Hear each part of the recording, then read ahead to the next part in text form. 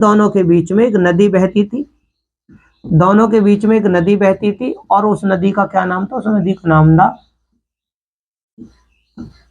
वेत्रवती नदी। ठीक है ना, ये इन दोनों के बीच में से बहती थी। ये चीज आप इस चीज में नोट कर लेना, पेपरों में भाई पूछी जाती है। ठीक, अब यहाँ पर क्या था, बुद्ध के समय की बात करूं मैं, क्योंकि 16 महाजनपद थे, उसके बाद में भगवान बुद्ध आए। ठीक है ना, भगवान बुद्ध आए तो बुद्ध के समय में अवंती का राजा कौन था, ये आप सभी जानते हैं। ठीक है ना, अवंती का राजा कौन था? तो राजा की मैं बात करूं तो अवंती का राजा था प्रघोत।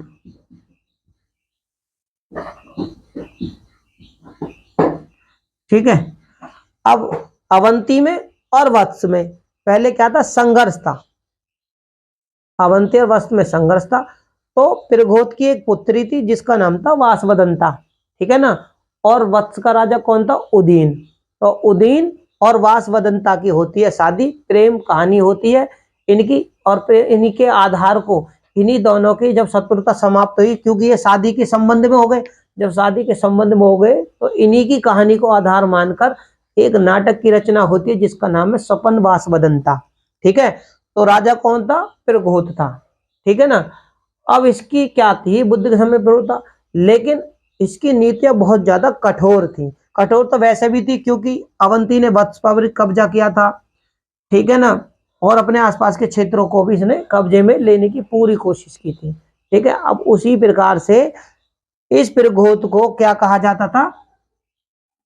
इसको चंड प्रघोत, चंड प्रघोत भी कहा जाता था। कौन कहते थे? हैं, किसमें कहा जाता था? तो महावग जातक में।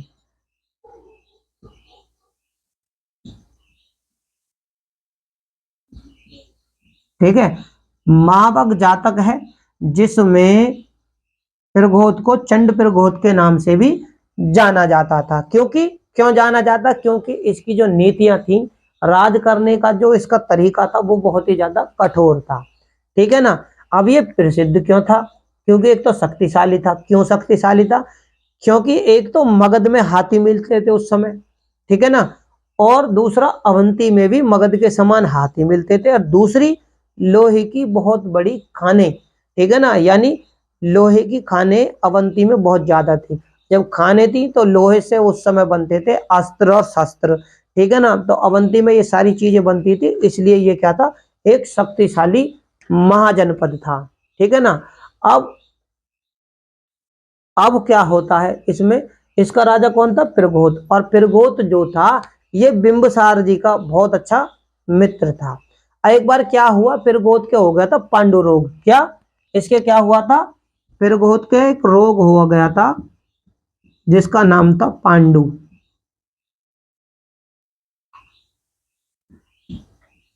ठीक है, पांडु, पांडु रोग हो गया था। अब पांडु रोग होने के कारण क्या हुआ, पांडु रोग होने के कारण जो बिंबिसार था वो इसका मित्र था, अवंती का मित्र था, और प्रगोत अवंती राज्य के जो राजा था प्रगोत, उसका मित्र था बिंबिसार। तो बिंबिसार ने अपना राजवैद, कौन सा इसका राजवैद था? बिंबिसार का राजवैद था वैद, वैद। तो वैद कौन था? तो उसका नाम था जीवक। ठीक है, ये बिंबिसार जी का राजवैद था जिसने शिक्षा कहां से ली थी? तो तक्षशिला से इन्होंने शिक्षा ली थी, है ना। इसे उपचार के लिए भेजा कि तुम जाओ और अवंती के राजा का उपचार करो और उन्हें ठीक करो। ठीक है, प्रगोत का एक पुत्र था, कौन था? चंड प्रगोत जिसको कहते हैं, इसका पुत्र था जिसका नाम था पालक। पालक, पालक। अब देखो बात अगर मैं पालक की करूं तो देखो महाभारत और रामायण के समय में तो शायद सूरसेन जनपद के कंस रहे होंगे, और 6ठी शताब्दी ईस्वी में अगर बात करूं तो पालक, क्योंकि पालक उस समय उसका राजा भी था। क्योंकि क्योंकि बौद्ध ग्रंथों के अनुसार जो सूरसेन का राजा था वो प्रगोत की पुत्री, है ना, अवंती नरेश प्रगोत की पुत्री का पुत्र था। ठीक है ना, तो ये चीज उसमें दिखाई गई है। तो ये चीज मैं तुम्हें एक मौखिक जानकारी देनी मेरे को लगा देनी चाहिए तो दे दी मैंने। ठीक है, अब होता क्या है ये उपचार के लिए भेजा, ठीक है ना। और इसने क्या किया, पालक ने क्या करा, पालक जो कि प्रगोत का पुत्र था, इसने क्या करा, क्योंकि अवंती का नरेश, अवंती की जो नरेश है प्रगोत, उसकी मैंने आपको क्या बताया, पुत्री थी जिसका नाम था वासवदंता। और वासवदंता का विवाह किसके साथ हुआ था, तो वत्स के राजा उदीन के साथ में, ठीक है। और उसका ये जो पुत्र था वो था पालक। अब पालक ने क्या करा कि इसने वत्स पर आक्रमण किया। मैंने आपको बताया ना, तो प्रगोत का जो ये पुत्र था पालक, इसने वत्स पर आक्रमण किया। और जबकि वत्स और अवंती में शत्रुता पहले से थी, ठीक है, इनों में संघर्ष था अवंती और वत्स में। वत्स का राजा कौन था, तो वो था उदीन। और उदीन की शादी किसके साथ हुई थी, तो ये जो पालक की बहन थी, जो प्रगोत की कन्या थी, प्रगोत की कन्या कौन थी, उसका नाम था वासवदंता, ठीक है। तो वासवदंता की शादी वत्स के राजा उदयन के साथ में हुई थी। लेकिन इनकी आपस में रिश्तेदारी वाली बात होने के, यानी विवाहिक संबंध होने के बावजूद भी पालक ने वत्स पर आक्रमण किया और उसे इसमें अवंती में मिला लिया, ठीक है ना। अब अवंती में मिला लिया, इस चीज की जानकारी कौन देता है,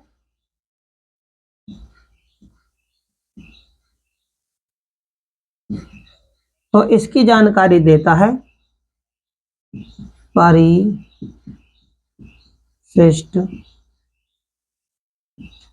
पर्वन, ठीक है। जानकारी किसने दी इस चीज की, तो परिशिष्ट पर्वन के अनुसार ये जानकारी आपके सामने।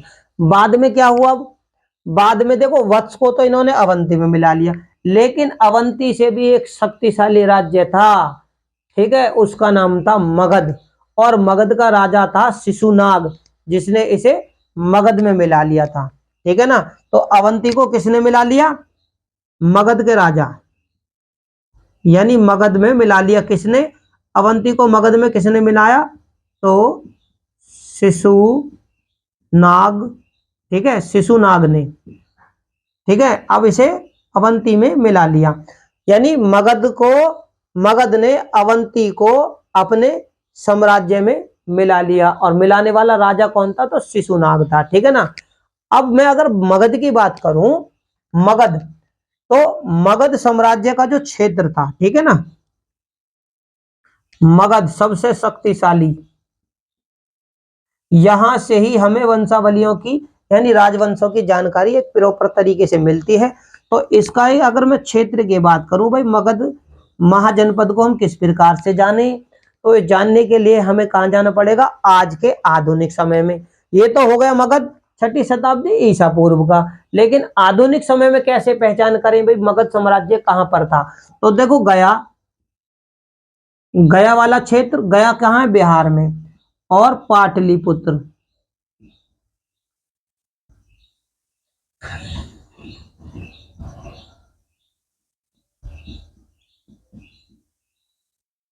पाटलिपुत्र,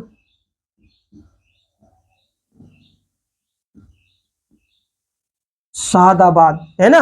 गया जो कि बिहार में है, पाटलिपुत्र, शादाबाद, नालंदा और दक्षिण बिहार, नालंदा और दक्षिणी बिहार,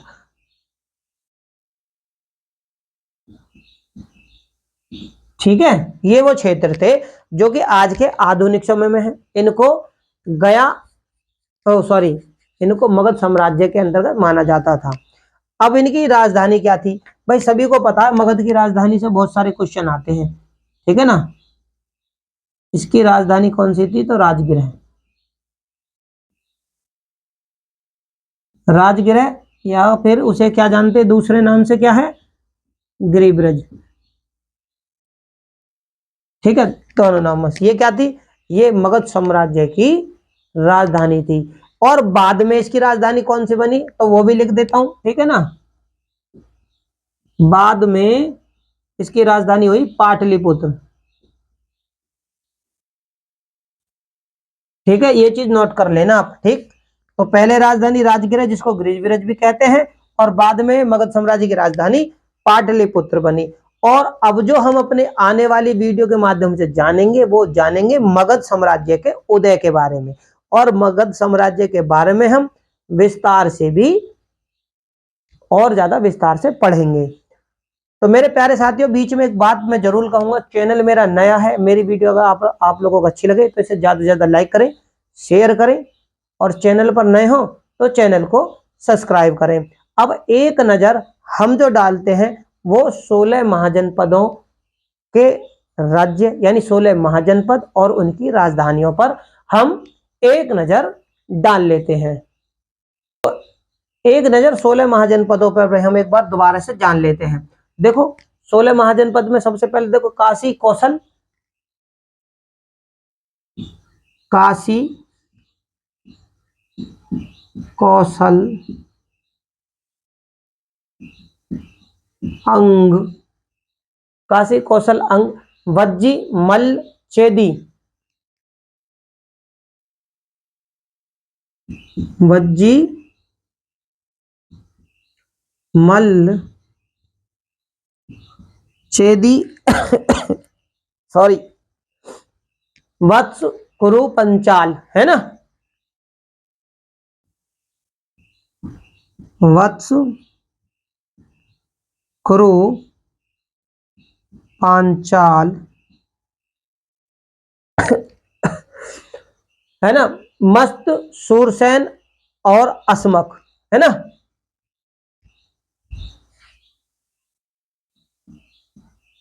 मत्स्य सूरसेन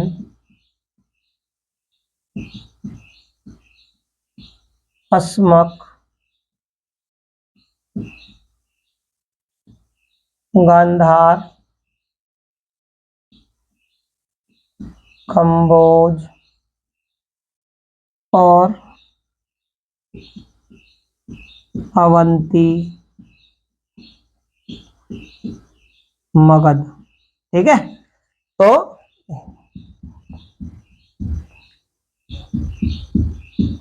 16 महाजनपद हो गए।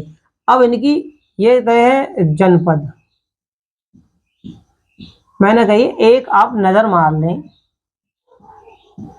क्योंकि यहां से संबंधित क्वेश्चन बहुत ज्यादा पेपरों में पूछे जाते हैं। ठीक है,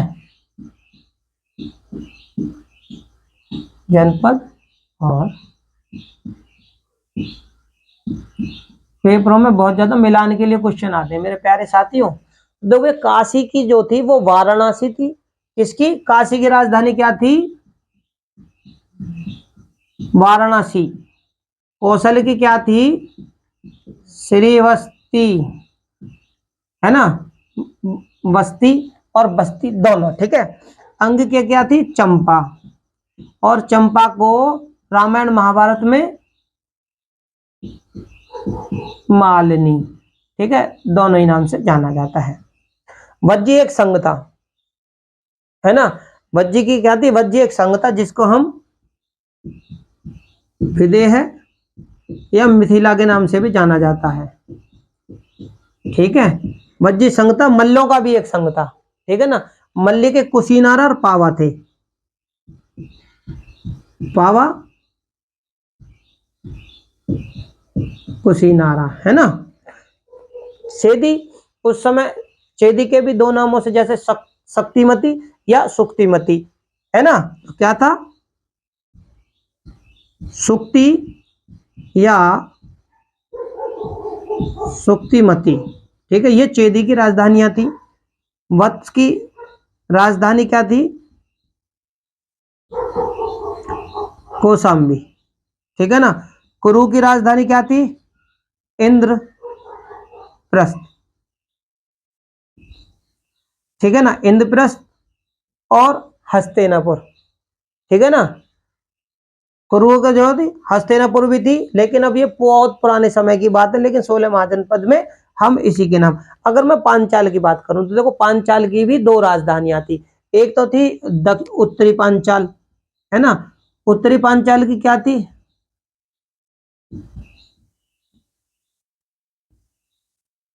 ठीक है ना। एक तो थी ऐच, ठीक है ना, और दूसरी क्या थी, कौंपिल्य, दक्षिणी पांचाल की।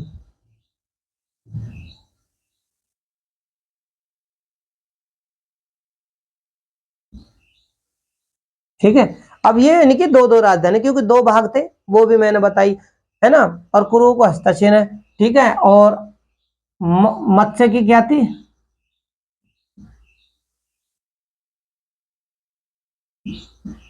विराटनगर। सूरसेन की क्या थी, मथुरा, ठीक है ना। अस्मक की क्या थी, पोर्टल या उसे पोटली, पोर्टिल नाम से भी। गंधार की क्या थी, तो तक्षशिला, ठीक है, गंधार। और गद्दार के बाद में क्या था, कंबोज, ठीक है ना। कंबोज किसके लिए प्रसिद्ध था, तो घोड़े के लिए, है ना। तो किसके लिए था, घोड़ों के लिए प्रसिद्ध।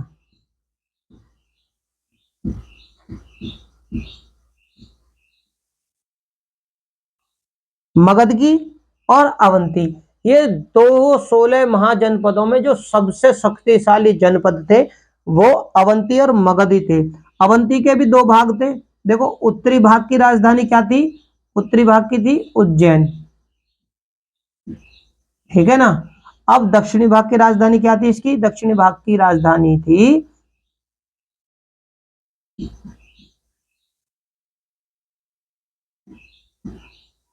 महिष, महिष्मती और उज्जैन। मगध की राजगृह, राजगृह या फिर गिरिब्रज, और बाद में क्या हुई, बाद में होगी पाटलिपुत्र। तो मेरे प्यारे साथियों, ये जो जानकारी है, ये 16 वो महाजनपद हैं, ठीक है ना, जो ये जनपद हैं और ये उनकी राजधानियां हैं। किस भाग की कौन कौन सी राजधानियां थी, अब जो हम जानेंगे अपने आने वाली वीडियो के माध्यम से जानेंगे। किसके बारे में, एक तो वज्जी और एक मल्लों के गणराज्यों के बारे में। और गणराज्यों की जानकारी के बाद में हम जानेंगे मगध साम्राज्य के उदय के बारे में। तो मेरे प्यारे साथियों, चैनल मेरा नया है, वीडियो मेरी आपको अच्छी लगे तो इसे लाइक करें, शेयर करें, चैनल पर नए हो तो चैनल को सब्सक्राइब करें। धन्यवाद।